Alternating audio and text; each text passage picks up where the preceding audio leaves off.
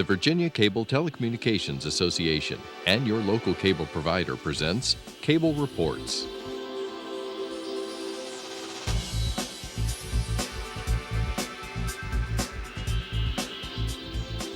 Join us now as Cable Reports brings you up to date on current issues facing the Commonwealth through discussions with your local legislators and other policymakers from across Virginia.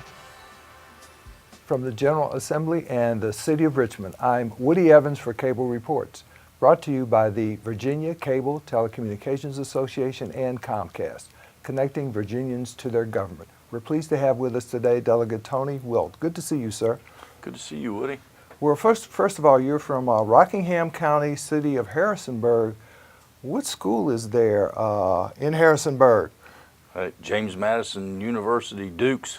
All right, and what did they do this past year? Well, they won a national football championship, and so we're very proud of them for that. Great, and that's a great university, and it also adds a lot in terms of the economy to your district, does it not? Oh, absolutely. It's the largest employer in our area right now, and so they do. The students and all the ancillary services that go along with the university brings a tremendous amount to our community. It sure does. Tell us a little bit about Rockingham County, especially in terms of the economic environment there. What drives it besides the university? Woody, we're really fortunate in the central part of the valley there that I'm fortunate enough to represent, that we have such a diverse economy that we don't really have industrial, but we have, I call it institutional, with like James Madison University.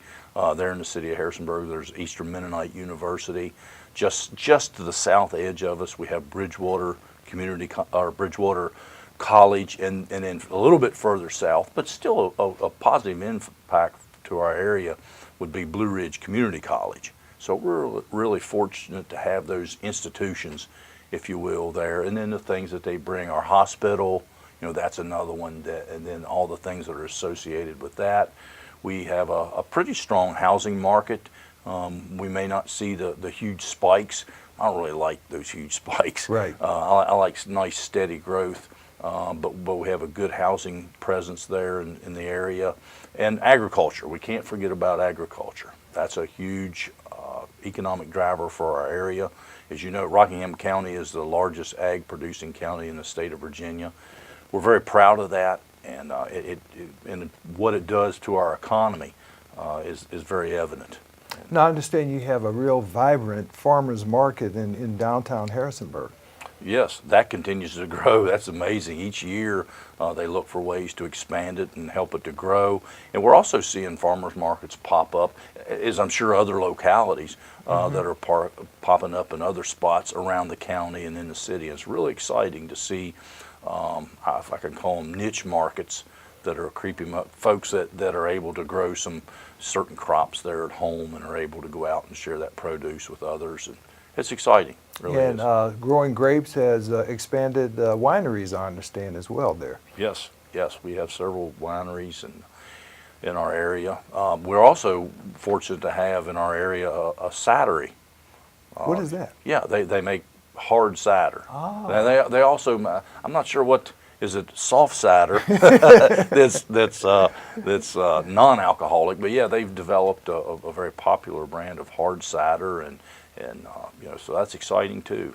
Now, what about microbreweries? I understand that there has been some of those as well. Yeah, in the city of Harrisonburg, we have 4, and so those definitely bring something to the economy as well, and gives it a difference to choices for the consumers that are around there that would want to have beer, and gives them a local flavor, if you will, and it's exciting. And to me, the thing with that, Woody, is the fact that we're not seeing statistics that tell us that folks are, well, I can't say if they're drinking more. I don't think they are. But the encouraging thing to me is we're not seeing an increase in DUIs in folks. And to me, that says we've done a really good job over the decades of educating ourselves and especially then our young people coming up that behavior is just not acceptable. It's dangerous. That if you want to go out and enjoy a drink and you feel like maybe you've had a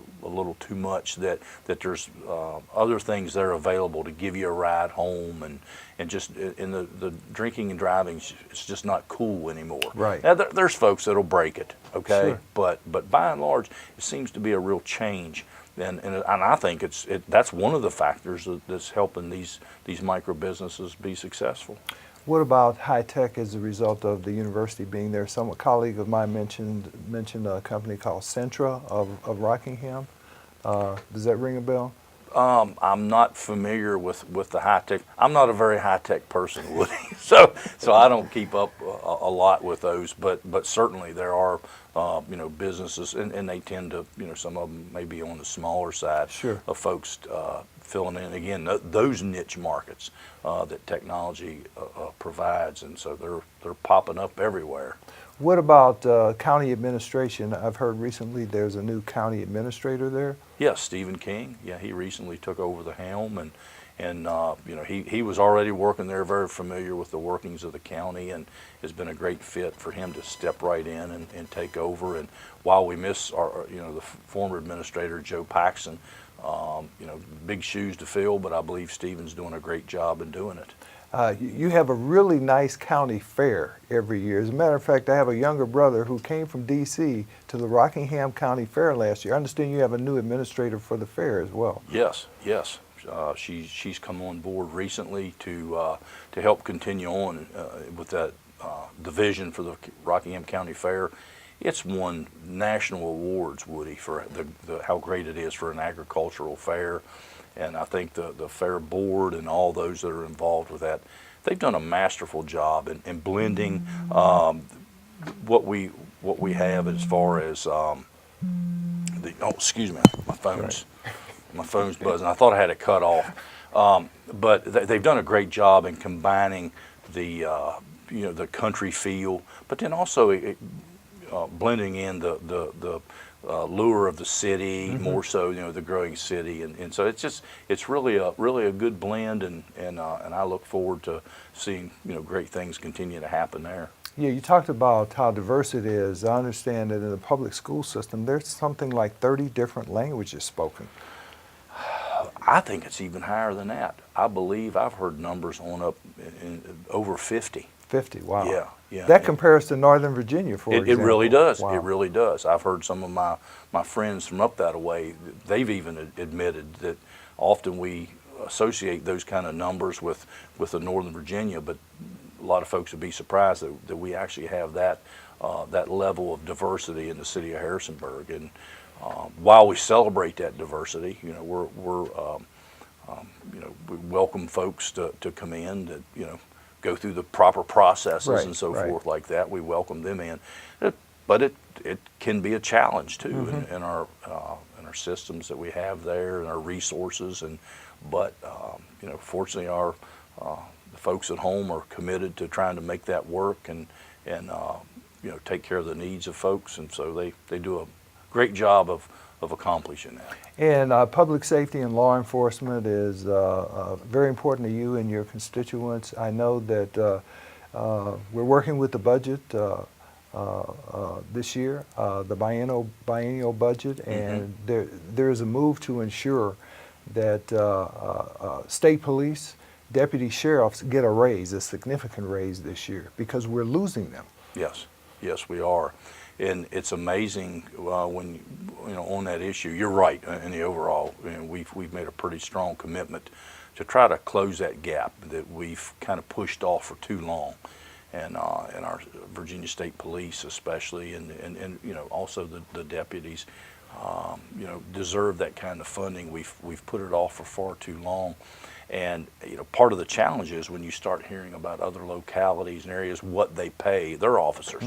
So every community is about having safe communities, and life's changed from back when we were younger, and so there is more of a call to keep our communities safe. And in such, these communities, when they're able to see folks that have been trained elsewhere, you know, they're able to pay them because of their budget. They see that it's important, and to me, that's where the challenge lies. They're able to hire them, and you know, when we have the kind of the stagnant levels of funding for our again, I'll go back to the Virginia State Police. Right. Those stagnant levels, it really makes it hard to compete, and we've lost some really good people to various jobs and agencies, and we owe it to ourselves to try to stop that and keep the good people that we have. Yeah, I take it the tables have literally been overturned over the last 10 years. For example, state police used to be paid more than local law enforcement, Right. and that's where state policemen are now going to. Right. Yep. And also to neighboring jurisdictions like to the state of North Carolina, for example. Right, North Carolina, and other agencies, Right. getting outside of just a quote unquote police department, going into various agencies, and so yeah, it's a challenge, but I think we're up to it. It's a tough time again with this budget year, but I don't know that there's going to be an easy time to tackle it. There never is when you're talking about a budget deficit. What right. about teachers? I assume with all the visitors the past few weeks, you've had visitors from teachers who are probably complaining about the fact that they may or may not receive a raise this year. That's interesting, Woody. I was visited last week by the superintendent of schools for the city of Harrisonburg and a couple of school board members, as well as a couple of the county school board members, and. But you know, that issue wasn't at the fore of what they were there to visit about. I mean, they realize there's tough budget constraints at the state level and the local level. So that while they're concerned, I mean, they just didn't dismiss it, but that wasn't their ultimate concern. Is their highest level of concern and sometimes anxiety is what we do as far as the requirements that we place on them. And as far as learning and the standards that we're requiring them to achieve, we're requiring our students to achieve, and how all that melds together, and that's the area that they're really concerned about. So that dialogue around the standards of learning, the quality of education, the complaints they're hearing from parents and students themselves about the number of those tests still reside with them, I take it. Yes, that's what they. And they, like I, are concerned about it, but believe we see some light at the end of the tunnel. We're cautiously optimistic because of the group that was formed a couple of years ago to, it's a pretty large group to look at that whole issue. And we continue to see reforms. I think they're going to be meaningful reforms. They have been so far.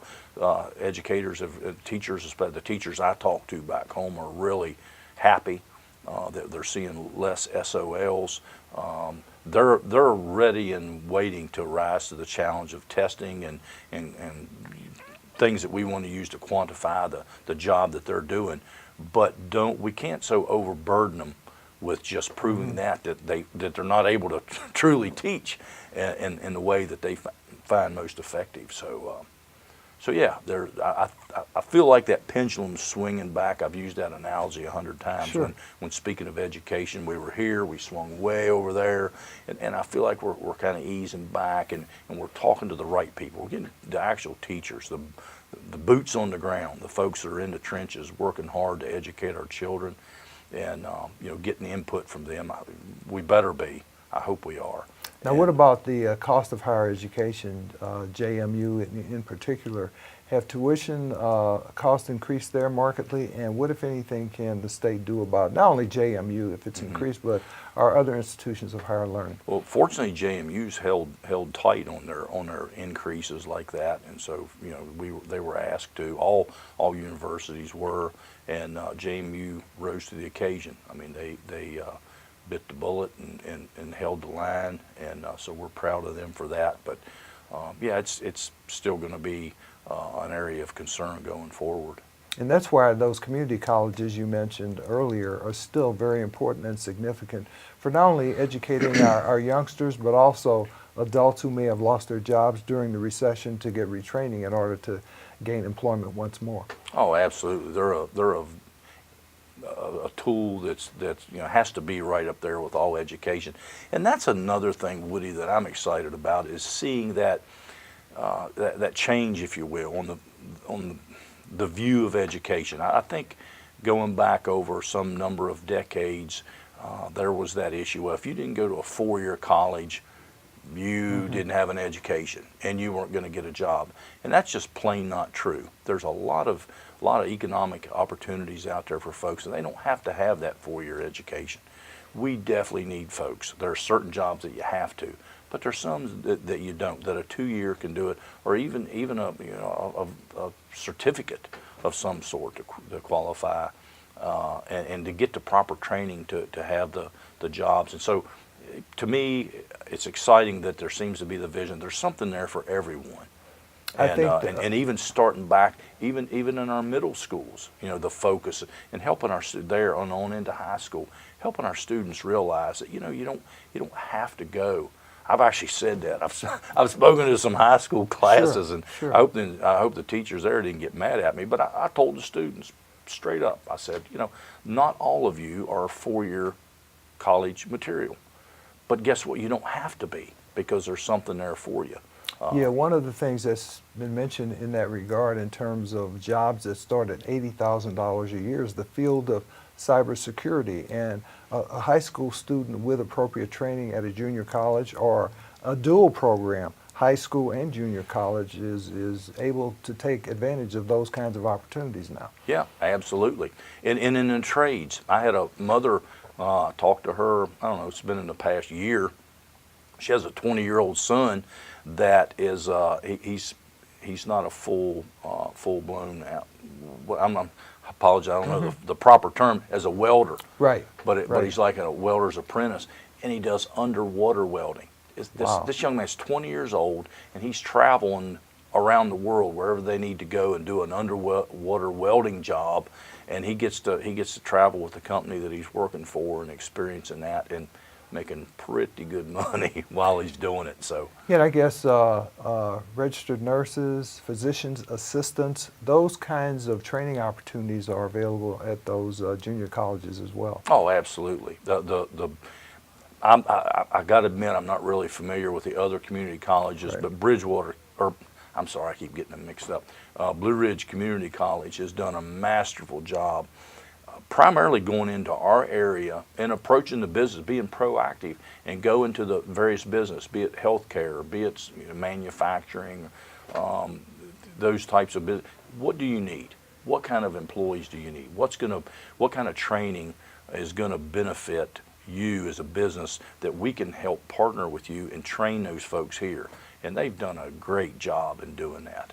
And that's part and parcel of not only attracting new businesses to your district, for example, but sustaining them as well, making sure Right. that workforce is available. Right, absolutely. And as you pointed out earlier, then that opportunity for folks from right out of high school, and even folks that maybe are a little bit older, middle-aged or whatever, they've had a change in their life to one degree or another, and having that opportunity to go back, and the school tailors the educational opportunity for them so much to work into their new life schedule, if you will, but with the ultimate goal of coming out there with a useful skill or a useful degree, and whether they'll be able to act on that or be able to transfer to a 4-year college, and so yeah, they've a little something for everybody. Absolutely. And in that regard, transferring to a 4-year college, there is still the 2+2 program, I believe, and the tuition grant assistance program for those students who want to go to one of the institutions of higher learning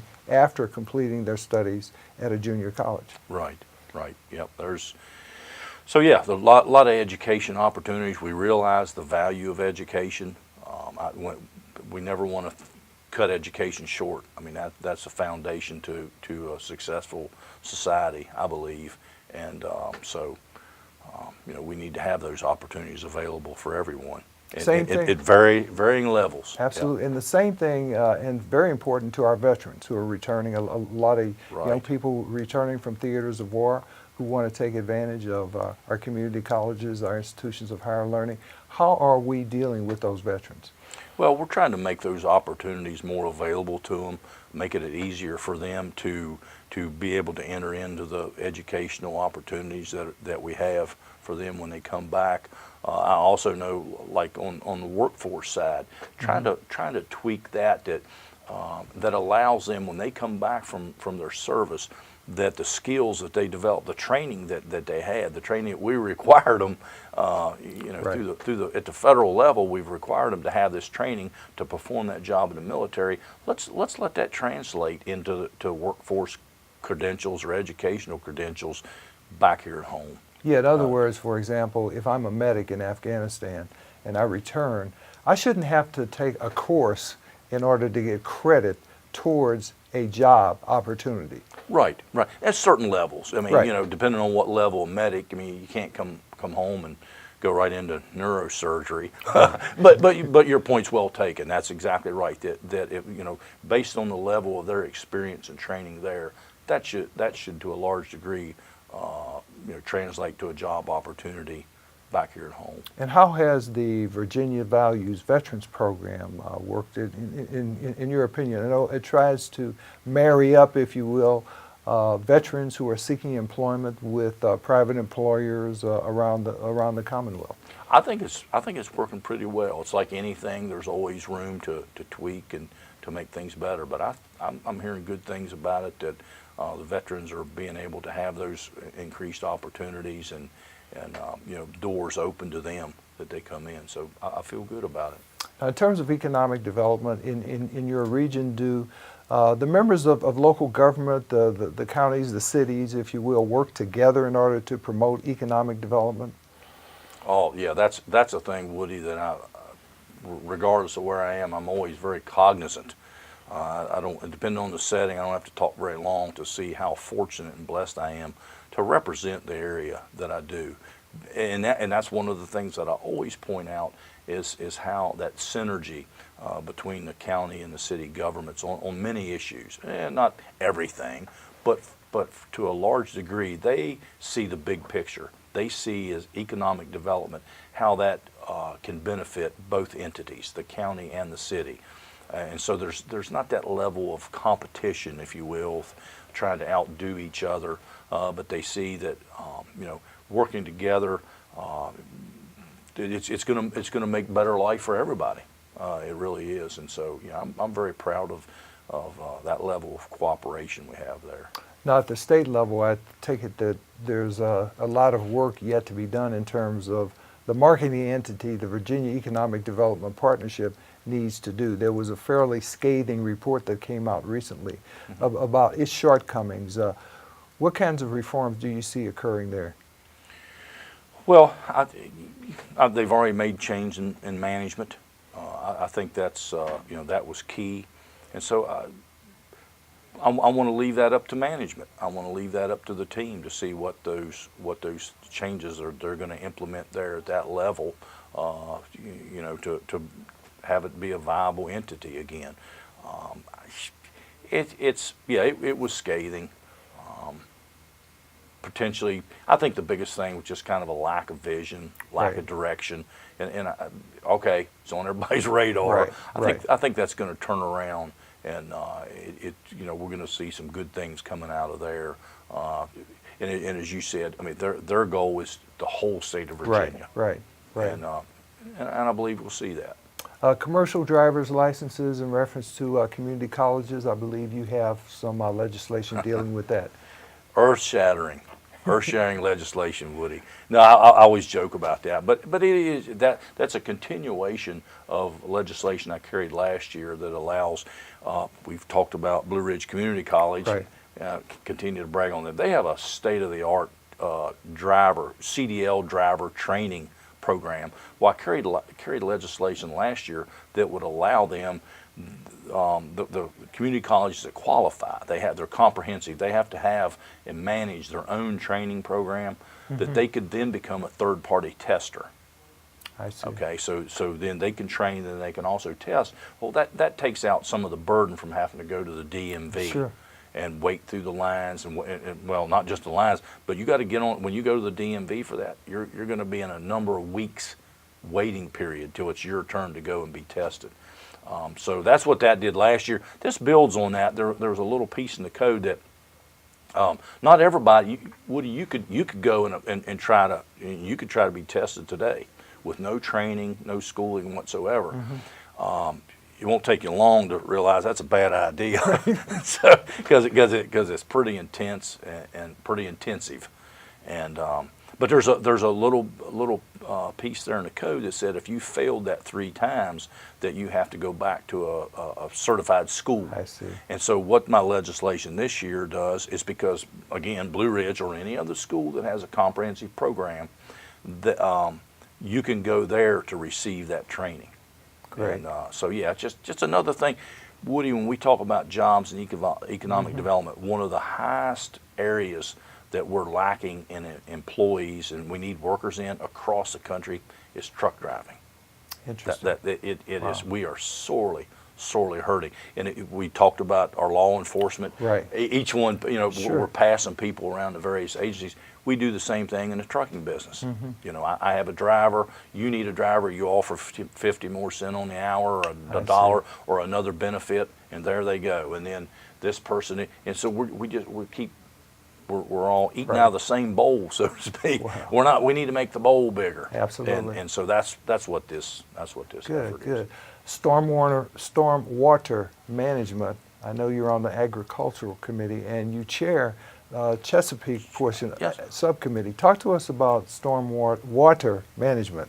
Well, that's come to be a front and center issue to our localities and to our state. And a lot of that's been coming from federal directives that how we handle our stormwater runoff, and so we haven't had any choice but to address those things. And by and large, the localities are rising to the occasion. We've had legislation for a number of years now. We continue to tweak, as you know. When you take an issue that big, you're not going to solve all the issues, all the problems, with one piece of legislation. Or it's very doubtful that you will, and that's proven out to be in the whole stormwater arena. And so we continue each year. This year we had several pieces of legislation that continue to deal with stormwater, and I've got another. I think it's important Sure. that allows soil scientists to be included in the group of individuals or businesses, if you will, that can design stormwater plans. I see. And they have to work within their purview. They can't get out and design something that they're not qualified, as the other folks that are included, architects and landscaping folks. They have their own little bailiwick that they operate within. And so this just includes soil scientists in that group that can design them. Because frankly, I've heard from localities and folks that have, they've struggled in finding somebody to help work their plan, help design their plan, and that's what it's. Great. Thank you for being here, Delegate Tony Wilt. Yeah, thanks for having me. Thank you for watching Cable Reports, brought to you by the Virginia Cable Telecommunications Association and Comcast. Until next time, I'm Woody Evans.